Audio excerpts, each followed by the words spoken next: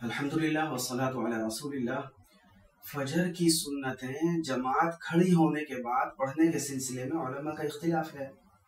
इमाम मालिक और इमाम अबू हनीफा रहमहुमुल्लाह के नज़दीक अगर फजर की जमात खड़ी हो गई है तो फजर की सुन्नतों को उस वक्त अदा करना ये जायज़ है, जबकि हनाबिला और शवाफे के नज़दीक उस वक्त सही नहीं है। और चारों इमामों के पास दलाइल मौजूद हैं और सब के सब हक पर हैं, लेकिन बाज़ कम इल्म वाले लोग इस इख्तिलाफ में इतनी सख्ती और शिद्दत इख्तियार करते हैं कि अपनी बात को सही साबित करने के लिए दूसरे पर ऐसे जुमले बोलते हैं कि उन जुमलों से एक ईमान वाले पर तोहमत लगाने का शुबा हो जाता है।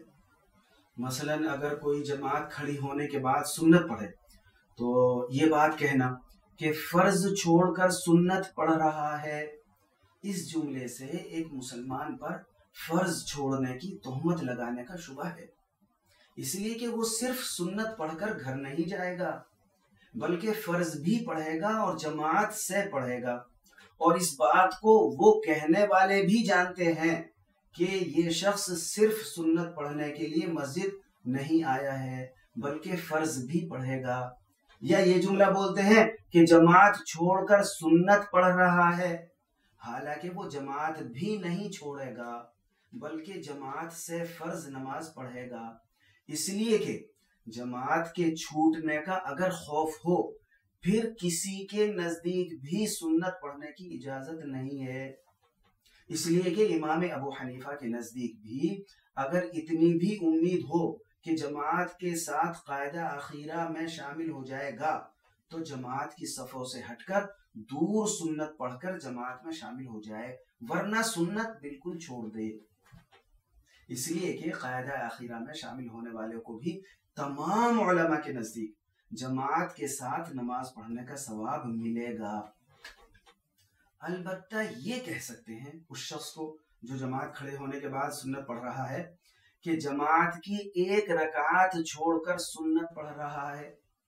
अब देखना यह है कि जमात की एक रकात छोड़ने में नुकसान ज्यादा है या सुन्नत की 2 रकात छोड़ने में नुकसान ज्यादा है। अब मैं इस सिलसिले में 2-3 हदीस बताता हूँ। बुखारी शरीफ की हदीस है, फमा अदरक्तुम फसल्लु वमा फातकुम फातिमु। जमात की नमाज जितनी भी मिल जाए पढ़ लो और जो रह जाए उसे बाद में पूरा कर लो। इस हदीस की बिना पर तमाम उलमा ये कहते हैं कि जमात के साथ किसी भी वक्त शामिल हो जाने से जमात की फजीलत मिल जाती है, अगरचे शुरू में शामिल होने वाले को ज्यादा सवाब मिलता है, जबकि फजर की सुन्नतों की अहमियत कई हदीसों में बयान की गई है। मसलन अबू दाऊद में एक हदीस है, ला तदऊहुमा व इन तरदतकुमुल खैल। फजर की सुन्नतें न छोड़ो अगरचे घोड़े तुम्हें कुचल दें। और इसके मुकाबले में दूसरे अइम्मा की दलील मुस्लिम शरीफ की ये हदीस है। अल्लाह के रसूल सल्लल्लाहु अलैहि वसल्लम ने फरमाया कि जब जमात शुरू हो जाए तो सिवाय जमात की नमाज के कोई और नमाज न पढ़ी जाए। इस हदीस के बारे में उलमाए अहनाफ ये फरमाते हैं, यानी इसका ये जवाब देते हैं इस हदीस का, कि ये हदीस फजर की सुन्नतों के अलावा तमाम नमाजों की सुन्नतों के लिए है, क्योंकि कई सहाबाए किराम से ये मनकूल है कि उन्होंने फजर की इकामत होने के बाद भी सुन्नत फजर को अदा फरमाया है। जैसा कि अब्दुल्ला इब्न उमर रजी अल्लाह अन्हुमा कि उन्होंने जमात फजर शुरू होने के बाद ये 2 रकातें अदा की हैं। और इसी तरह हजरत अब्दुल्ला इब्न अब्बास और हजरत अबू दरदा रजी अल्लाह अन्हुम से भी इसी तरह जमात खड़ी होने के बाद सुन्नतें पढ़ना ये साबित है। और सहाबाए किराम रजी अल्लाह अन्हुम का कौल और अमल हदीस की शरह का दर्जा रखते हैं, क्योंकि सहाबाए किराम के बारे में ये बात नाकाबिले तसव्वुर है कि वो सुन्नत रसूल की खिलाफ वर्जी करें।